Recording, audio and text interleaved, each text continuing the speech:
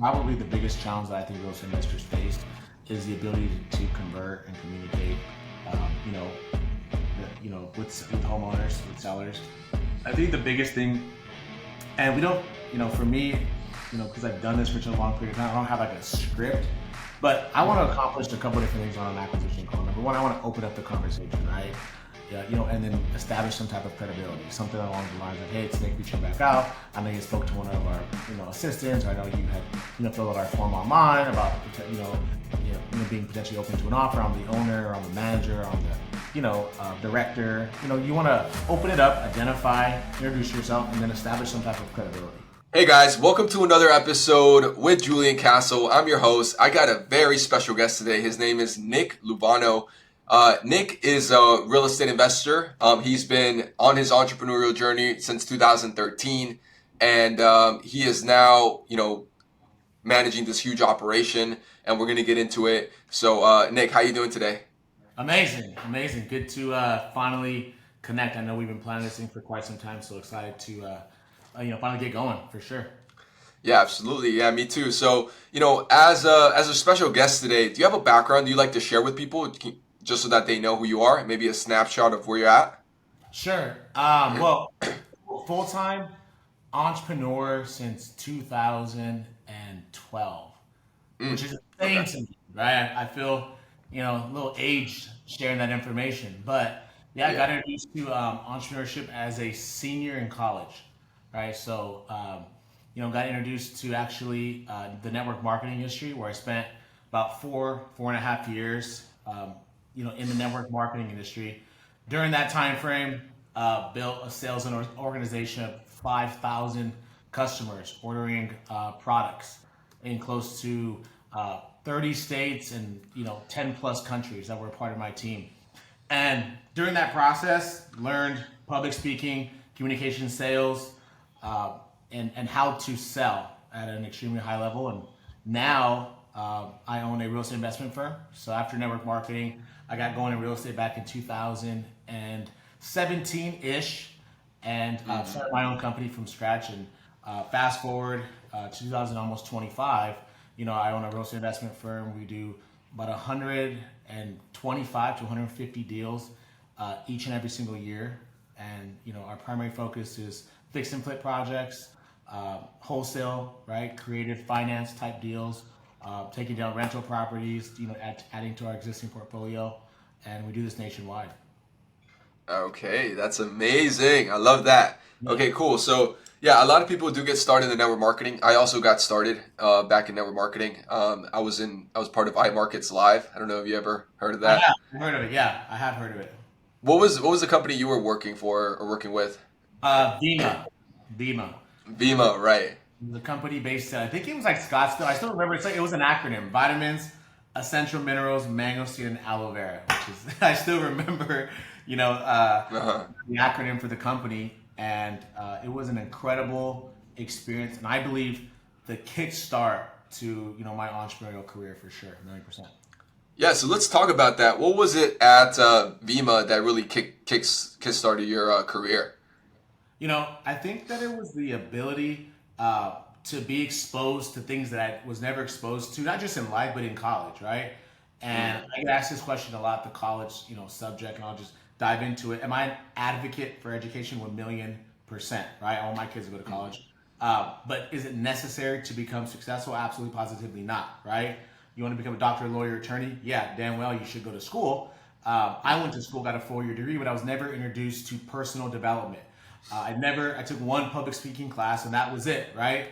And I was publicly speaking in front of maybe 20 plus students. That's not really public speaking. There was never a sales course. There was barely any entrepreneurial type courses. And so network marketing introduced me to sales, communication, public speaking, and I think it prepped me.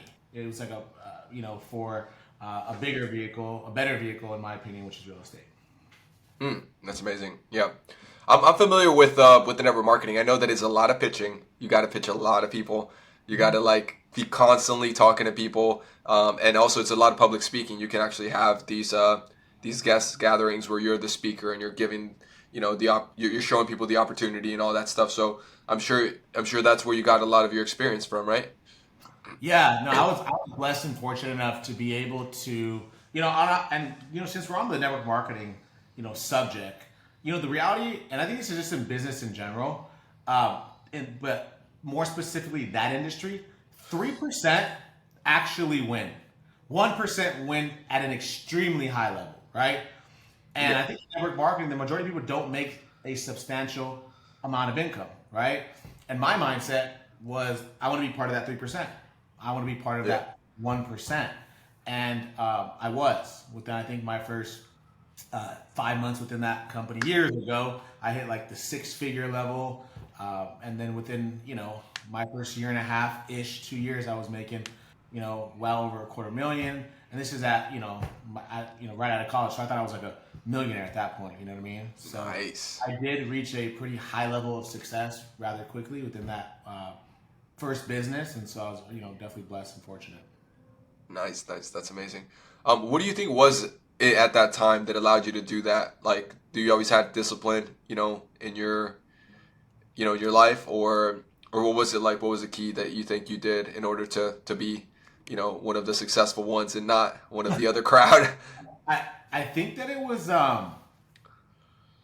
real life smacked me in the face, right? Because I graduated and I got introduced to network marketing. I think it was a senior in college, right? And I went to San Diego State University, okay, here in Southern California, which was at the time when I went there, I transferred in there. It was like the number like five party school in the country, okay.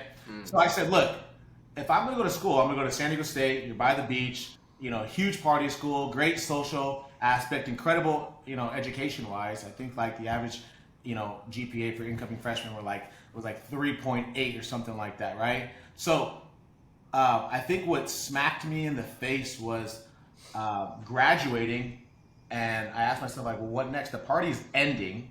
You have your degree. My dad was like, dude, once you're done with college, here's, figure it out, right? And so I really was at a point. I was like, man, the party's ending. I got to figure this whole thing out. And I got introduced to network marketing. I think it was like 6 months before graduation. Mm, no, I see. That was a big transition. I guess you decided to pour all your energy into network marketing rather than something else, whatever else you were doing. So yeah, that's incredible. All right, so let's talk about real estate then.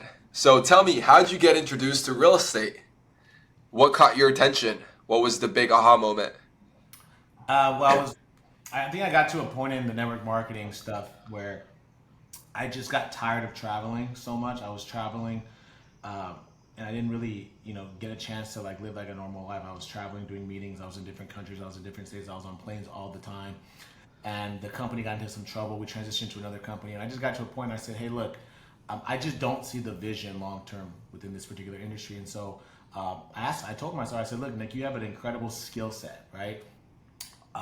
What could you pour this skill set into?" And so I was looking for a vehicle, right, to be able to do that. And I came across a YouTube ad, and it was an ad that was pushing people to like a webinar back in 2017, early 17. Now, webinars kind of, I feel like they've died down, but back in 17, 18, 19, 20, they were like, boom, everybody and their mom was doing a webinar, sales pitch. I just saw, they said to sign up for this free webinar, we'll teach you how, to invest into real estate with like no capital. I said, boom, sign me up, listen to the webinar, got fired up, man. On the webinar, there were Yeah. some case studies of like, how people were making hundreds and thousands of dollars without risking any of their capital, which was basically a wholesale real estate. And I saw the vision right away, right away.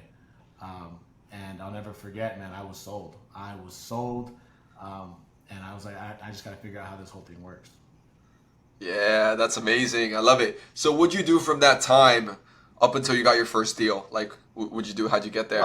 So I get off this webinar, and I'm like, look, I think at the end of the webinar they're pushing people to buy like a course. I think the course was probably like $1,000, and I was like, I could probably buy the course. It looks, at the time, and I'll be honest, the only reason why I even opted into the webinar is because Josh Altman was promoting the webinar. He had teamed up with this guy named Cody.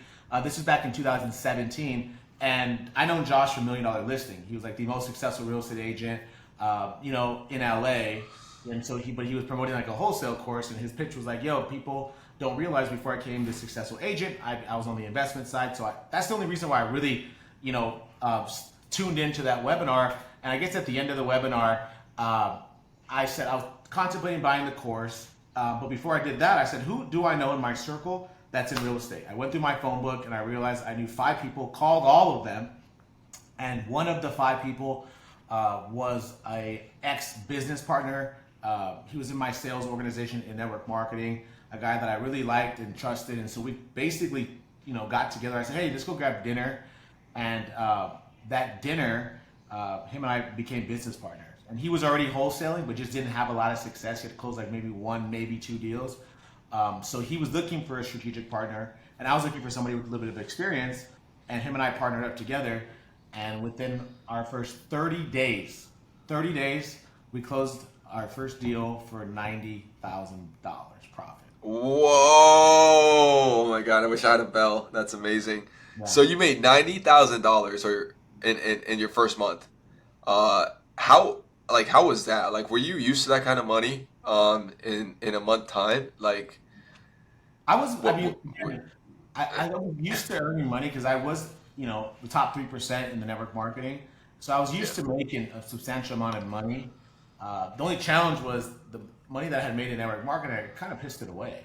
yeah, I was so young, and I was just like, it was like money in, money out, money in, money out. And so closing that first deal, it was definitely about the money, but it was more about the proof of concept. If you can do it once, you can do it again and again and again and again and again. And also, I realized just how scalable the business is, right? It's 100% yeah. scalable, and so that's when I really got excited because I realized there's no level, there's no cap to how much income you can earn. That's amazing. Okay, so tell me, how'd you do to get your first deal? What kind of marketing? I don't know how you did like marketing, but what kind of just give us a breakdown of what was the Yeah, first deal. just so everyone watching, the first deal was extremely unconventional. Okay, and so if you're watching and you're brand new, I believe that my first deal, 90 grand, was just God, right? It was Yeah. just like it doesn't necessarily happen like the majority of people, and it came in from a referral, right? When I got involved in real estate, I started telling everybody that was a part of my circle. Hey, I'm flipping houses. Hey, I'm flipping houses. Hey, I'm flipping houses. Hey, I'm looking for fixer uppers. And it just so happened that a friend of a friend had said, "Hey, you should talk to this person. I heard they're going through foreclosure. I heard that the property needs a lot of work, and they gave me a number to one of a person who's kind of within our circle." I just reached out to them and said, "Hey, I heard you're in this situation. I buy houses. How can I help you?" And it turns out that that particular property was $30,000 behind in taxes. It was squatter occupied, and it was going through foreclosure because of the delinquent taxes, and it was going to be gone, sold within 30 days unless we stepped in and made it happen. Ooh, nice, nice. Okay. Yeah. And so, how was it? Like, how quickly was it to like learn the numbers and stuff? Like, were you able to like? I guess that wholesale course, your friend, that you partnered up with, was he able to do the numbers real quick and understand how much you guys should offer and did you guys like? How'd you guys find a buyer and all that stuff? Yeah, so I guess I mean, this is back in early 17, something like that, maybe 16. I don't even know the exact year. I got obsessed. When I learned about the business and I saw the webinar, man, I became obsessed with uh, learning real estate. Right, I was able to like network my way and get a couple courses and watch a bunch of YouTube videos, do a bunch of research, and watch a bunch of like YouTube and everything in between.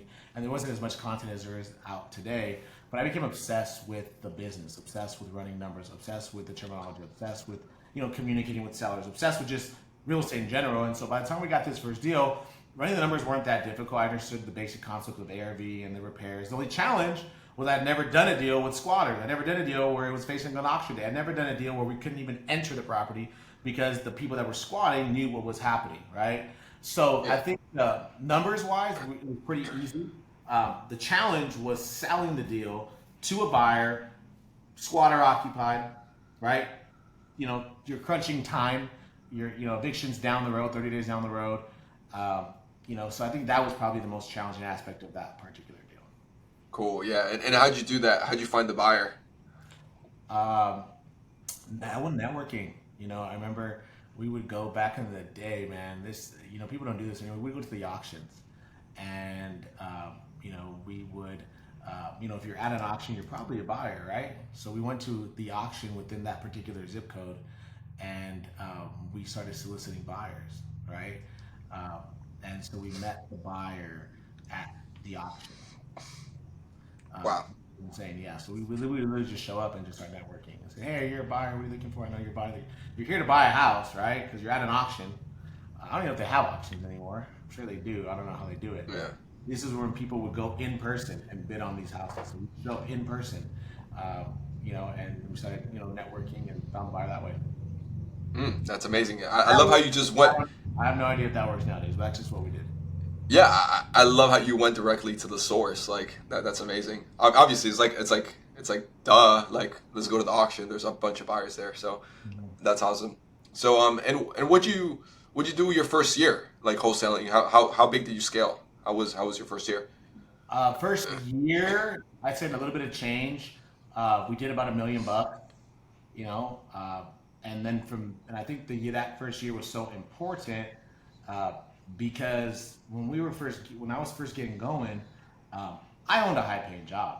I was, I held each and every seat, each and every single department within the real estate investment company. Uh, and I think that's what allowed me the ability to scale, in year two, in year three, in year four, because I held each and every single seat.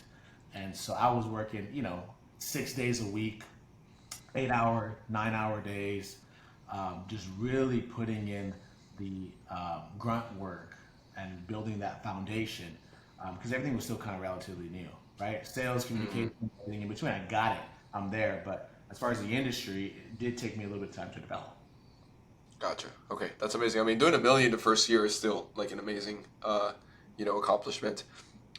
And what I was gonna ask, what was it that?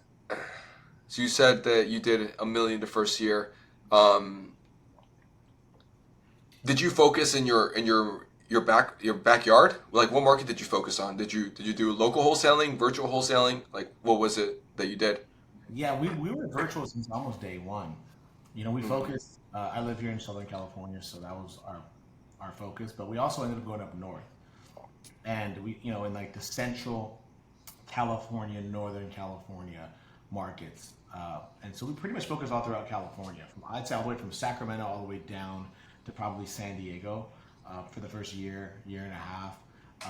And living in Southern California and doing a deal, let's just say in Sacramento, is still virtual wholesale. You're in the same state, but Sacramento and let's just say LA are hours and hours away. And yeah. one of the things that benefited us, still benefits me to this day, is the ability to do deals virtually. Never meeting the buyer, never meeting the seller, never meeting, showing up to the escrow, never even walking the property. And I've closed now millions and millions of dollars in profit without, I'd say 97% of the deals. I never meet the buyer, I never meet the seller, I never walk the property, I never show up to escrow. And now I'm doing this thing. Now to this day, I'm still doing it nationwide. Mm, that's amazing. Okay. So that's super cool. So tell me about how your breakdown of your business is. So like, are you someone that finds you find deals, right? Um, what kind of lead sources do you have, and also how do you find the buyers? And do you work with repeat buyers, or is there always new buyers that you're working with? Like, what kind of business you got going on? So we do inbound and outbound marketing. Okay. An example of an I'm sorry, outbound marketing channel that we use is cold calling. I've been cold Mm, calling, building virtual cold call teams since 2017, and we've got it down to a science. To a wow. science. An example of an inbound is like a PPC lead, pay per click lead, right? Yeah. We spend X amount of dollars every single month on pay per click advertisement, where the sellers are coming to you as opposed to you going to them. Different, cost per lead, pay per click wise, right? Different motivation, from those sellers.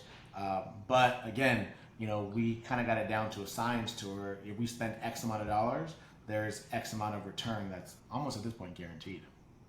Nice, nice. That's really cool. What are your numbers like? How much you're investing and how much you're getting back? Yeah, on, I guess. I mean, typically, like a ballpark figure, an example is, we're probably at least spending at least 20 to 30,000 a month on marketing, Uh, and we're expecting to make anywhere between 150 to $200,000 a month in net profitability. so that's like a 5x, right? Something like that. Yeah, pretty damn close. And obviously, Okay. sometimes the numbers do fluctuate because we're in the people business, right? So, a lot of homeowners today the number one obstacle is, hey, I want to wait till January after January 1st to close, right? Because of tax purposes, right? Hey, Yeah. and so sometimes you can contract a property today, but it won't close, because of X, Y, and Z reasons. And so sometimes the numbers can kind of fluctuate. You can have a 20 contract a month, but the majority of those deals may not close for 40 days, and so that's why sometimes the numbers fluctuate because we're in the people business, right? Yeah. We actually got that today from two deals that we have under contract, and the sellers just really want to close next year, and it makes logical sense because that's in the next calendar year's tax bill. That means they don't have to pay those taxes for quite some time. They close this year, well, yeah, you're paying that pretty soon. Your capital gains, whatever it may be. Yeah, absolutely. Also getting the objection, or oh, I want to wait until past the election. But yeah, Those things.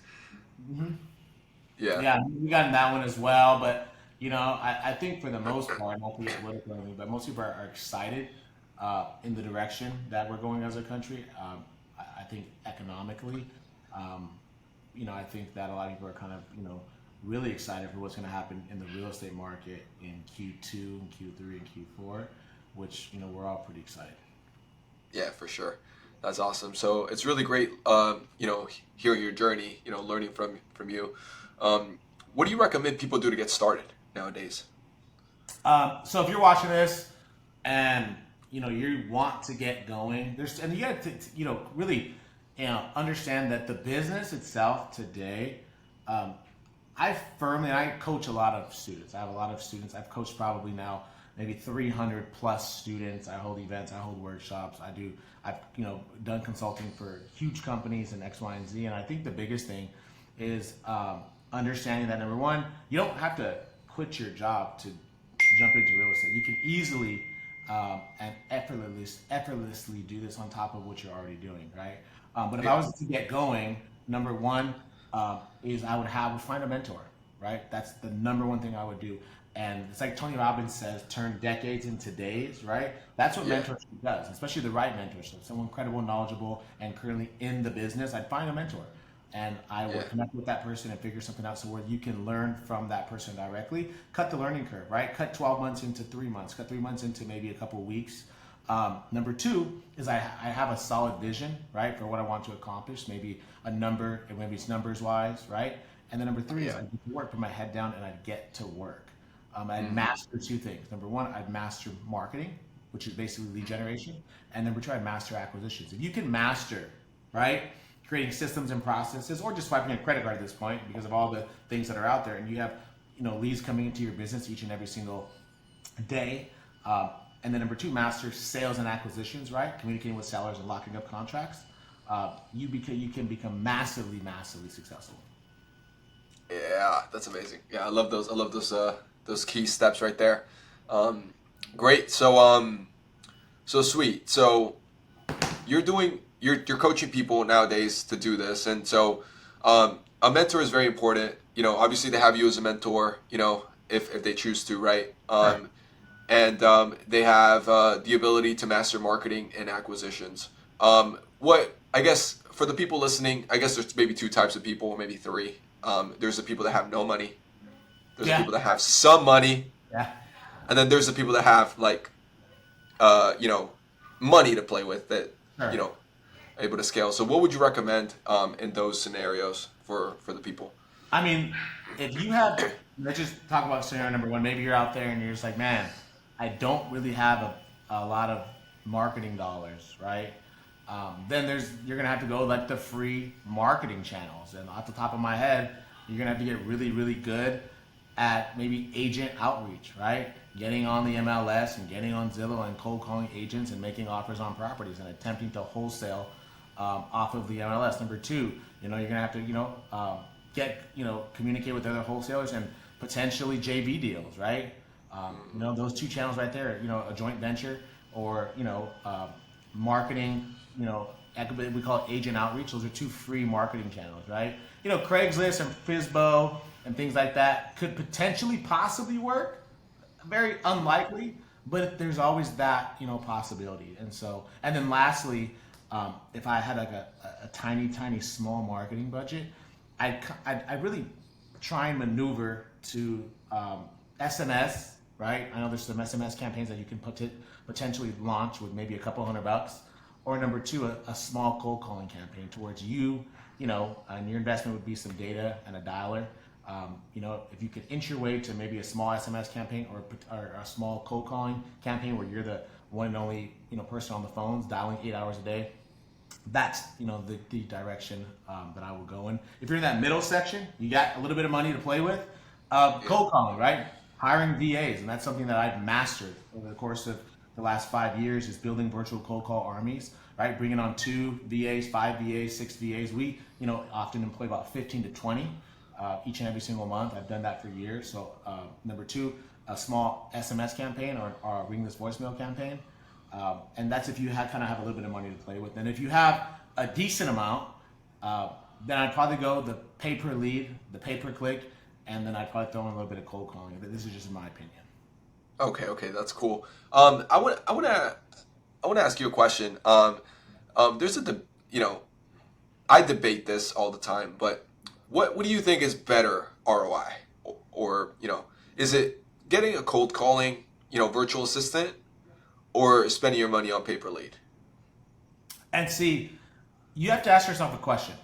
In order for me to answer that question, you have to ask yourself a question, okay? Yeah.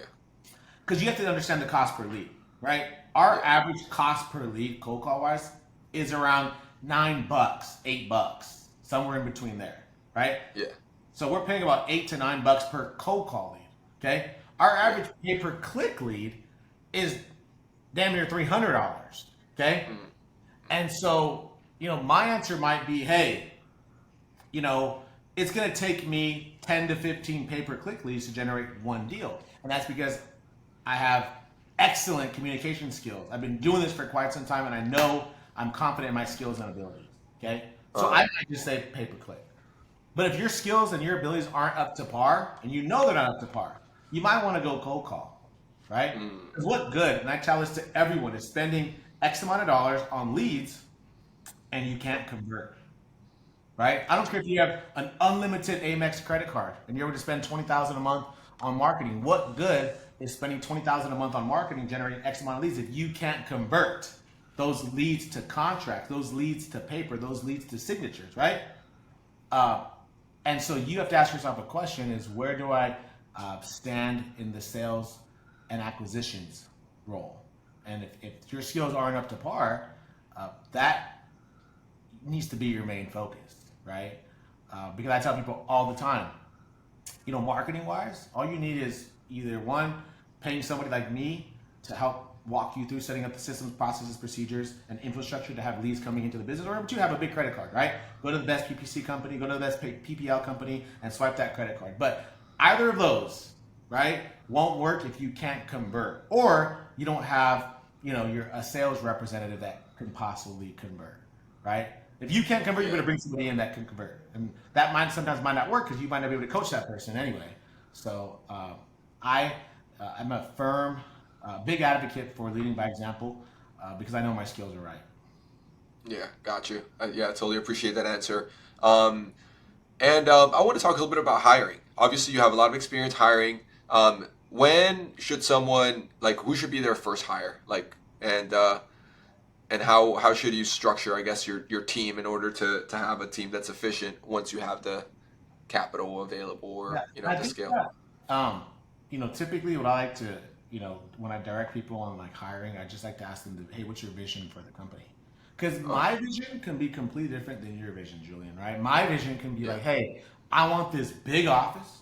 I want 5 acquisition managers, 2 transaction coordinators, 2 disposition managers, an office manager, and then I want to have a Monday morning meeting where we get fired up and we ring a bell and there's just all this energy, right? Yeah. Or, and your vision might be hey, look, I want to work from my home office. I want my 1 or 2 acquisition guys to work from home. I don't want an office. I don't want that, overhead. I don't want to have a Monday crazy meeting. And when we get deals under contract, I'll have one dispo person that, sells it X, Y. So number one, I think the first hire comes from is easier to navigate and answer that question once you understand the vision that you have for your company. Okay. If I didn't necessarily understand someone's vision, I'd probably direct them toward a sales and acquisitions person, as Uh-huh. long as they have their marketing, on point. And so, for me, my first hire was a marketing manager slash quality control manager that Huh. ensured that the virtual call center was operating, smoothly. And then the second hire was the sales and acquisitions manager.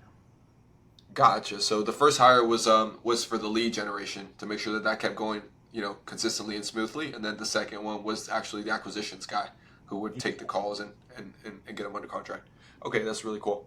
Um, That's incredible. I'm just curious, what is your I guess, you know, what does your current operation look like? Like, how you mentioned like what is, our vision, right? The audience. Sure, Like what sure. is your vision? How does that look like and how have you built that out? And I'll tell you what, Julian, it's crazy you ask that because over the years, my vision has changed dramatically. I literally just had a conversation with some clients this week about that. And I remember when I first got going in 2017, I was like, man, my goals and what I wanted to accomplish were like, I want to get a Lamborghini, I want a fancy yacht, I want a penthouse apartment, I want a big office, and literally within a couple of years, I was able to accomplish all of that, right? Mhm. And as I grew and matured as an investor, as a human being, the vision just kind of started to change, right? And those things, although they don't excite me, or they don't define my version of success as they used to. And Yeah. it's kind of like one of those things where it's like you want something for such a long period of time, you get it, and it's like, man, you're just like, what's next? And so now my vision, is a lot different. It's building a portfolio. We want to buy at least 50 doors plus in 2025. We want to start ground up development. We're going to start next year a small brokerage. On top of the wholesale deals, on top of the fix and flip projects. We want to really focus in on my consulting company and be able to grow the brand and help more investors make more money, do more deals together. So not so much flash as it once was. We're not Uh-huh. dead, still young, but the vision definitely still shifts and changes for sure over time. Gotcha. Okay, that's amazing. So it's more. It sounds like a wealth preserve, like a wealth, like wealth building, and some of like a more impact. It sounds like. Yeah, I'm not probably spending 5, 10 grand in a nightclub anymore. you Right. know, Right. I'm not spending 70, 80, 100K on watches as much anymore. We want to kind of start to steward that income into, some assets. Yeah. Right. Yeah. That's cool. Yeah. That's really interesting.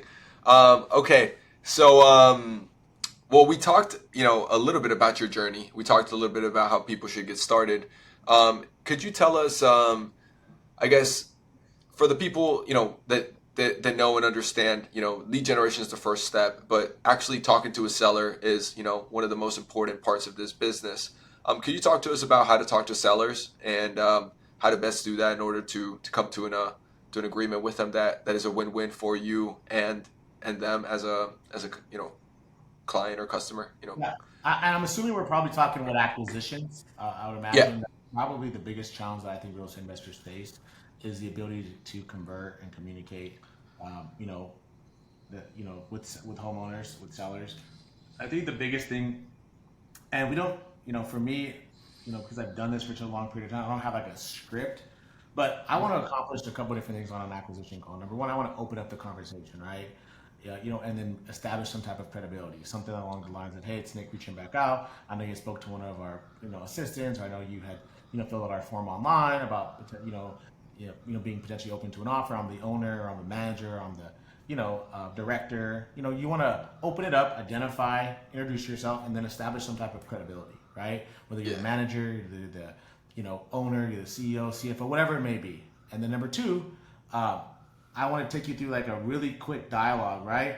Getting number one, the condition of the property, and then number two, figuring out if you potentially have a price in mind, right? From there, we'll go into our process, and then we'll go into the most important thing, which is an offer, a range, a ballpark on the first initial call. I think the majority of investors struggle in this department because not that they're afraid to give an offer, but they don't know how to properly put an offer together, frame it up so that the seller, so you can literally invoke an emotional response from the seller, because that's what the business is about, right? Yeah. This is a transactional business. It's about me presenting an offer, right? Uh, and then, obviously from that offer, you will most likely engage in some type of emotional response, whether you like it, whether you hate it, whether we're close, whether we're not, and then we kind of can gauge from there. Okay, gotcha. Okay, yeah, that's a really clear breakdown of what should go on in the call. Um, that's incredible. When it comes to you know, I guess renegotiating, how usually do you have those conversations with sellers?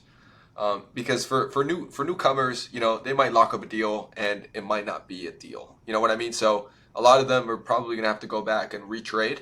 And so I'm just trying to give them some tools there that they could use so that they could actually go back and retrade in a way that's effective and useful. Yeah, and it happens. Do you want it to happen? Uh, no, but it does often happen. And why does this happen? Right? Well, sometimes the sellers aren't as truthful or detailed uh, in uh, in their description of the condition. I mean, there's been plenty of times where we've gotten inside of a property and it's in far worse shape than we ever anticipated, right? Hmm. And because it's in far worse shape than we anticipated, then the original price probably doesn't make sense anymore, you know. And so, secondly, and we use that as ammunition, right, and justification. Number two is oftentimes the sellers don't live in these properties. They have renters or family or friends, or it's vacant. And so oftentimes these sellers have no idea of the condition themselves because they haven't visited the property in weeks, sometimes months, sometimes years, right? So educating them on the current state and where it is, today as opposed to when they last saw it in 2023, 22, 21, right? And then lastly, I think it's about just being upfront and honest, right? On where we need to be, and this is the reason why. And I think that has gone a long way for us. Like I said, we never go into a contract thinking we're going to need to reduce. Oftentimes, it's the exact opposite. We're actually ready to close until we walk the property, see the property, a buyer sees the property, and it's in far worse shape than we anticipated, and the seller even anticipated. And that's when the renegotiations have to happen. So they go down, man. They go down, and sometimes they're beautiful. They're amazing. We just got a reduction for almost $30,000 on a deal that we're closing next week. And sometimes the conversations don't go well, and that is just part of the business. Hmm. Yeah, yeah, totally understand what you're saying there. So that's really cool. What kind of disposition tools or methods do you recommend? Like, do you use and recommend other people do? Have you seen and you've seen success using them? Yeah, and I think that again, the disposition process over the past couple of years has definitely evolved. Right? What maybe in 2020 might not work as well in 2024, 25, right? In 2020, there Uh-huh. was hedge funds buying at like 90% of ARV, and we sold a lot to hedge funds, right? That Yeah. definitely burst. And so, if I was to talk into like what's working in today's marketplace, everyone knows Investor Lift. We use Investor Lift, for each and one of our deals. Is it Yeah. our number one go-to? Not really, to be honest. In my opinion, we don't. That's not our first go-to. Do we use it? We do, but it's not our go-to. Um, I've been building a cash buyers list for the past 5 to 6 years, and so that's my number one go-to. Right, people Uh-huh. that have already done business. I have about a couple thousand buyers on my personal buyers list that I've been building for 5 years. So that's my number one go-to. And so if you're Yeah. first starting out, make sure you're building your own buyers list because that thing is unique to you. No one else has an exact duplicate copy. Um, it's extremely proprietary. So that's my number one, source. We use Investor Lift. We often market on the MLS, and then we also pull lists of buyers, cold call those buyers, and then oftentimes hopefully build a relationship, depending on the market. Oftentimes I'll give my dispo manager a job to pull, a list of buyers in a specific zip code, and cold call that list, and then, bring 5 qualified buyers to the table by the end of that particular business day. Now we've just added 5 buyers; they're qualified. So when the deal comes across, once we ink it, boom, they're ready to go. That's really cool. Yeah, I love that process and that framework.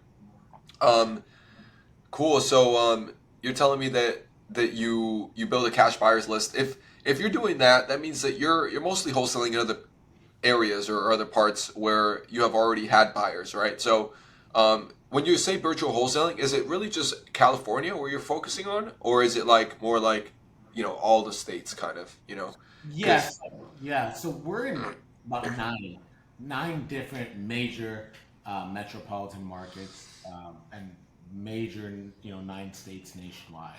You know, but I think we've gotten so good. I oftentimes get messages from either students of mine, other investors, people from Instagram, and they bring deals to me, and they sometimes bring deals in markets that I'm not even in. And I think that we've just gotten so good, we're still able to find buyers and joint venture and do business, do good business. And so for us, we are in 9 different markets across the country, but I think we got it down to a science to where we can do deals in any market. nice, nice, that's awesome. So if you had to give a suggestion of which one to pick, would you recommend that someone stick to a market, um, or do you recommend that like someone just start and do nationwide wholesaling? Because most of these PPC paper lead providers, Lead Zolo, Property Leads, etc., like they'll offer nationwide leads for a very cheap amount, like $50. But it's all over the place. You might get a rural place, you might get a decent place. So if someone's going that route, it makes it hard, to really build a cash buyers list that you can use in the future because you don't ever know when your next deal is coming from, right? Yeah. And so, um, just starting out, I think it just kind of again depends on your budget. Like for me, I probably wouldn't want to go like if I'm brand spanking new, I probably wouldn't want to go nationwide. I probably kind of just want to start, hopefully in my backyard, right? Uh-huh. Sometimes your budget doesn't allow you to do that. I know with those pay per lead companies you just mentioned, like if I live in LA and Nick's saying start in my backyard, you're probably paying 3, 4, 500 bucks to start in your backyard pay per lead wise. And so if you Yeah. live in LA or some major market, like it's probably not going to be the best bet, right? It's not going to make much sense for you because you're not spending $500 per lead, 250 per lead. And so what I would do, if I was just starting out, would probably be to get into like a little bit of a lower uh, bracket as far as cost per lead. So I wouldn't probably dive into the PPL, PPC stuff right away, unless the budget allows you to. But again, if you're going to go lower, you're going to go nationwide in those platforms. Yeah, you're probably going to get some rural stuff. So it could be incredibly challenging or just not deals. I know a lot of I use some of those services. I know people that have used some of those services and they get deals in the boons, man, and you can't do anything with it. Yeah. And so that's just kind of like part of the business. It's the risk that you take. And so what I would recommend is kind of getting into a marketing channel to where it's not going to cost you 250 bucks, per lead. Gotcha. Okay, cool. I had a question on the cold calling. Usually you say that it's like $9 a lead, right? How many of those leads does it take to get a contract or a closed deal? Yeah, and so that just depends on the market, right? You can be in LA and you could be at like 70 to 1, as opposed to Right. being in Memphis, Tennessee, where you're at probably 45 to 1, right? So it just depends on the Okay. market. Obviously, Southern California or Dallas, Texas, or Phoenix, Arizona, or Las Vegas is going to be incredibly more challenging and a higher lead to contract ratio than like a Chattanooga, Tennessee, right? Or maybe a Decatur, Georgia, or maybe Birmingham, Alabama. So it all depends on the area. And then number two, uh, what's the X factor in all of this? It's you. It's your ability to convert, right? Because Julian, it may take Nick 50 leads to generate one deal in Southern California, where it may take the next person 75 leads to generate one deal in Southern California. And what's the difference? That's a 50% increase. It's the difference. because it takes me 50 and the other guy 75. Why it takes me far less is because the ability to convert. It's the communication skills. It's the sales skills. It's the closing ability, right? And that's the difference. PPL, it may take you 15 leads to convert one given deal, where it may take me 9 leads to convert one given deal. Why? What's the difference? It's how creative I am, right? How solution oriented I am, how I can match and mirror, how I can build rapport, how I can present an offer, right? How I can build credibility. It's how much effort I'm putting in following up, right? What's the difference between some people that close deals and some people that don't, and what's the difference between some people that have a lower lead to contract ratio as opposed to those with a higher lead to contract ratio? It's the ability to close, convert, sell, etc. You can't close, fix the issue, fix the challenge. Practice makes permanent. Get to work, get your skills right. Okay. Yeah, that's amazing. So yeah, that's really cool. I think the reps are very important to get started. That's why I guess you're recommending cold calling is a good area, to start because you get so many reps, right? You get to learn how to talk to sellers. I also want to recommend one other thing. I think in iSpeed to Lead, they have non-exclusive leads, and sometimes they sell them at bulk, and so you can buy a bulk list of non-exclusive leads that a lot of people are calling, but you can still talk to the sellers who are motivated to sell. So that's a really good way to get a lot of reps because you can go through a list of 200 people or so, and they're all motivated to sell. So No, that's no, really cool. 100%. So you can buy a list. You're saying you can buy a list of non-exclusives for $200, or how much was it? No, it depends. It depends. But I mean, I usually get them from my speed to lead. I talk to Yuri there, but he gives me non-exclusive leads, and I usually buy like 10 or 15 fixed price leads for about 1,000, and then he also throw in some non-exclusive leads for free, maybe 250 or 500. But it's a really good you know it's a good thing to do because it's just you're doing reps. You're talking to qualified sellers, and you're not having to spend the waiting time that you would have on a cold calling campaign. To talk to those sellers. Those all sellers that are ready and hot, whatever their situation is. So yeah, that's a really good like a. Uh-huh. No, 1,000,000%. And to piggyback on that, when I first got going, and it's so funny you mentioned that. There was no iSpeed to lead, no property leads, no, all these other, sites. My practice was Fizbo.com and Craigslist. Mm, yes. Free leads right Yes. there. You want to get the Yeah. reps out, you want to get the butterflies out, go on Craigslist, type in Fizbo, and there will be at least 20 to 50 people in whatever, city you're in, maybe even 100 people, 200 people that are Yeah. property on Craigslist, Fizbo, with their phone number attached. Give them a call. Yeah. Yeah, that's right. Yeah, that's a really good way to get the reps going really fast, and that's how you get really good at it. That's that's how I So that's how I learned. I hopped on that thing because had to get the skills right. This is back in 2017, by the way. So it was not yeah, like it's crazy to me um, yeah, how many resources there are in 2024, almost 25. Because when I got going, there wasn't no such thing as prop stream. There was no such thing as bulk skip tracing. There was no such thing as like all these services and SMS platforms and cold calling platforms and PPL platforms and nationwide comp platform that there are today. It is far more. I don't want to say easier, but more realistic to get a deal within your first 30 days as it was when I got going, just because of the resources that are a click away, right? The YouTube stuff that's a click away, the Instagram stuff that's a click away. And if you don't, and for anyone that follows me on Instagram at Flip King, I post so much free game.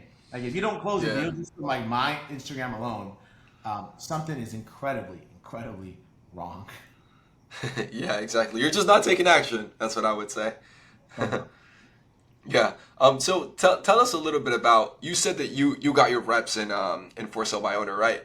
Did you ever like? I mean, I assume you converted, right? How long did it take you, or like how many calls, if you So remember, I never or got it. So I only practiced the first like week on the Fizbo type of stuff. Uh, uh you know what I mean? I just want to get the butterflies out, the Craigslist stuff, the Fizbo stuff. yeah, Once for us. I closed that first deal within my first 30 days, the 90 grand, and then we invested that money into cold calling right away. That's Right. amazing. Yeah, I didn't spend much time. I just didn't think it was realistic. I don't, I'll be honest with you, it's great practice, but realistically, getting a deal is probably, pretty low. Can you do it? Absolutely. Yeah. I mean, it's a possibility. Is it realistic? Absolutely, positively not. So, in my opinion, right, everyone has their own opinion. I would use the FISBO and the crisis for practice, get the butterflies out, and then invest into like a real marketing channel. So, we invested into our cold call operation right away back in 2017, and we scaled that bad boy and never looked back. Yeah, that's amazing. I mean, wow. So incredible. So I want to talk a little bit about what else you're doing right now. What more you're doing. So it sounded like you were doing flips and you're also buying some rental properties. Can you tell us, you also told us a little bit about your vision, right? But what is your vision when it comes to real estate? Like, what kind of properties you're trying to acquire? Like, what's your strategy? And, just tell us a little bit more, of what of what this next step for you is, having dominated already wholesaling. Yeah, and I think that, when we use the word wholesaling a lot, and we are a pretty big wholesale company, but realistically, we're a really big marketing company. And I think a Uh-huh. lot of people don't understand this. And I think it's becoming a little bit more normal now. But for us, we have, you know, hundreds of leads coming in each and every single week to our business. Our number one goal is to secure those leads and put them under contract, put them under a purchase agreement, right? And that gives us Yes. equitable interest to do what we want to do, right? Yeah. And so for us, we look at each deal differently, right? We don't see a deal, we don't put it under contract with the intention to wholesale it right away. What we do is we analyze the asset and we figure out the most profitable disposition. Okay. Now, back in the day, when we first got going, it was like wholesale, wholesale, wholesale, wholesale, boom, boom. We need some money, we need some money, we need some money, we need some money, boom, fast money, fast money, fast money, fast money. Now, right, we get a property under contract. Hey, is this a potential fix and flip opportunity? Right? Uh-huh. 90, 120 days, right? Where we can generate, 150, $200,000 in net profit. Number two, is it a wholesale? Right? Fast cash, 30 days, 30, 40 grand profit, whatever it may be. Number three, is this a potential novation? Right? Uh-huh. Is it most profitable to novate this deal, and go through that process of 90 to 120 days and then what's the projected return on investment that way, or is this a potential rental property where we can take it down, right? It's going to cash flow, it's going to appreciate, and we can refi out in 1 or 2 years. Or last but not least, uh, is this a potential development opportunity, right? Um, Mm-hmm. is this something to where we can entitle this bad boy? We can partner with the developer. Like, what's the most profitable disposition, right? Mm-hmm. And it's easier said than done, I believe, because for the majority of Mm-hmm. people starting in business, they need the money, right? Mm-hmm. And that's okay, because I remember being there myself. I needed the money, right? Yeah. I would have rather taken the 20 grand than the risk and flipping in waiting 90 to 100. I couldn't wait 90 to 120 days or whatever it may be, 3, 4, 5, 6 months, right? I needed the money yesterday in the beginning. And Mm-hmm. now I obviously have the luxury of being able to really analyze the deal and figure out the most profitable disposition. If it takes a little bit longer, it's okay, right?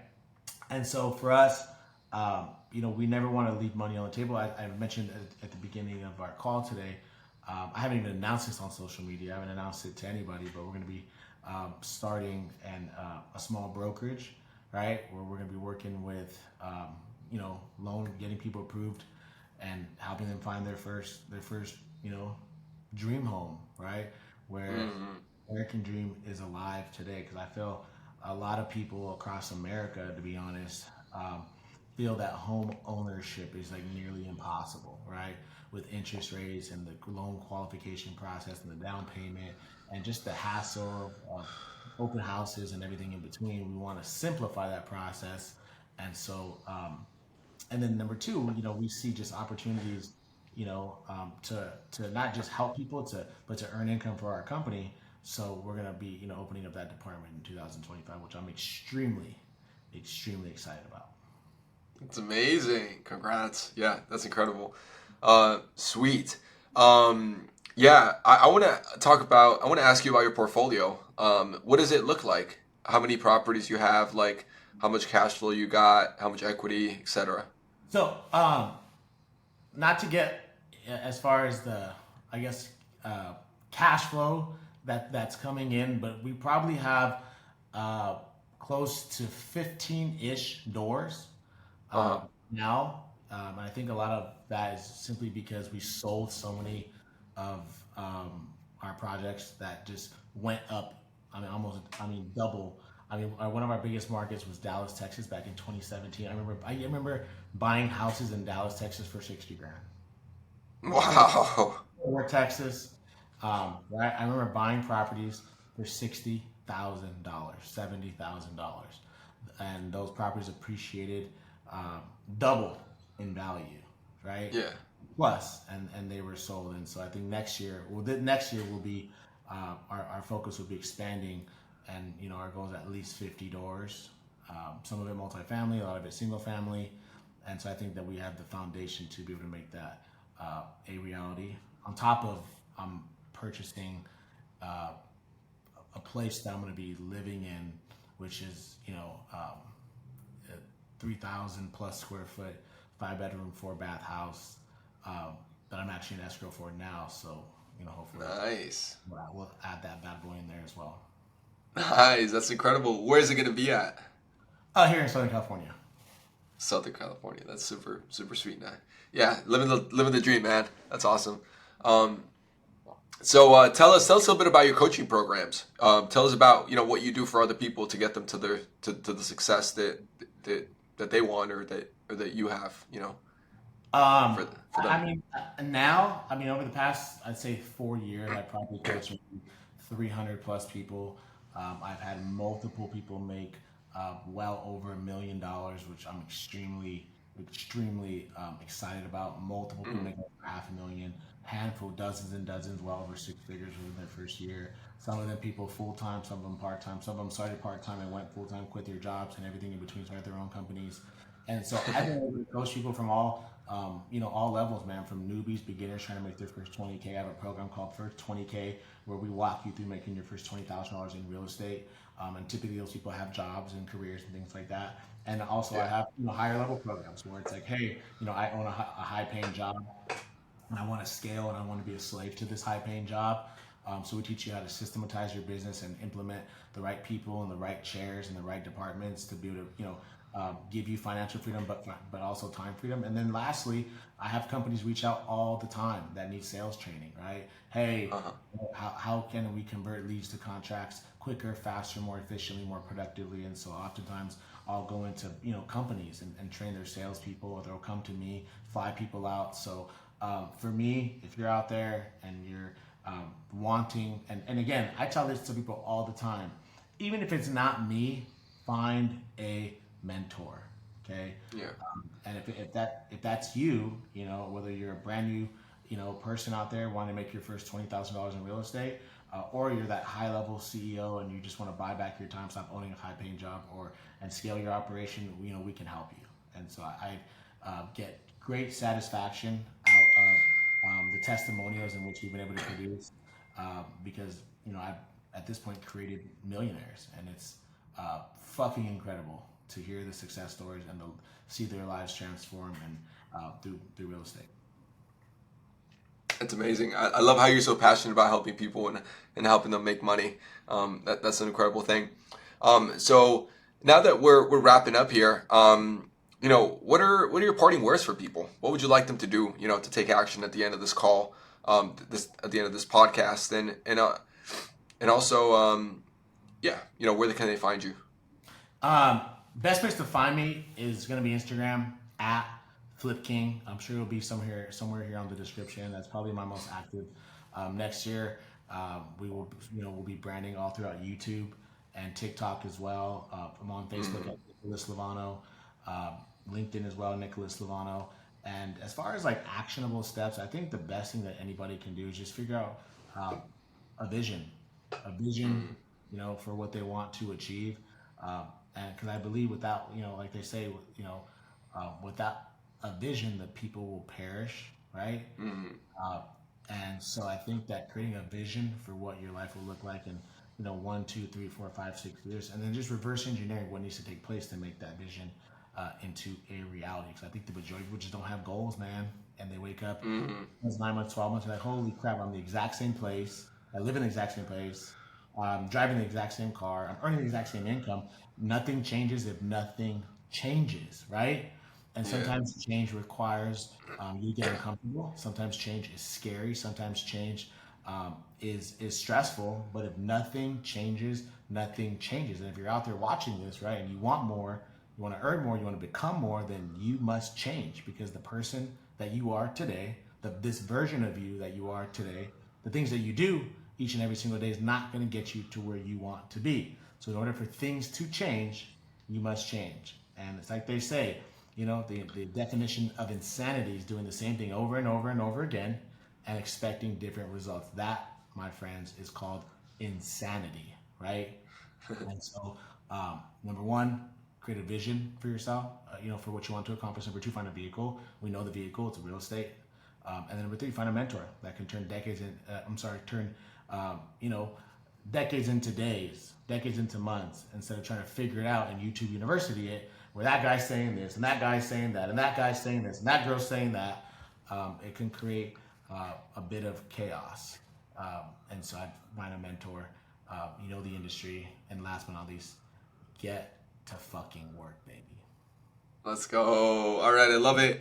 All right, guys, if you enjoyed, Easy, everyone would have it. Remember that. If it were easy, everyone would have it. yeah, that's right. So, hey guys, if you enjoyed this episode, go reach out to Nick on Instagram. Tell him, hey, I really love this episode. Thank you so much for the value you gave, and go follow him on all the social media platforms. He's also available for coaching and mentorship, as he mentioned. He likes helping people. So if you feel that you're called to be one of his mentees, go for it. Let's do it. Let's make it happen. And I want you to watch another episode of how I close this. All right, Nick. Well, thank you for coming on. Julian, appreciate you having me, man. God bless everybody. Talk to you soon.